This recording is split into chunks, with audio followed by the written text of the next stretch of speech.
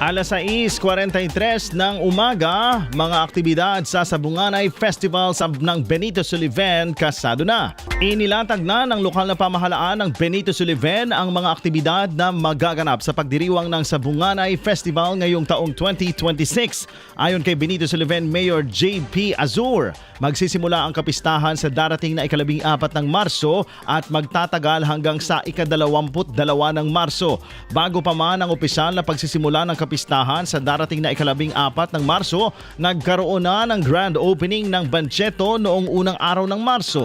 Samantala, bilang pagsalubong sa pagbubukas ng kapistahan ay isasagawa ang isang Color Bubble Fun Run 2026 na may inflatable obstacles na susundan naman ng Kabataan Night Race Party.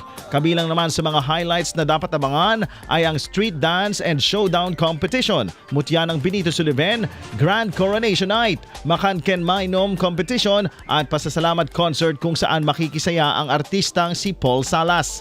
Inanyayahan naman ang lahat na dumalo at makisaya sa taunang selebrasyon ng Sabunganay Festival sa bayan ng Benito Sullivan.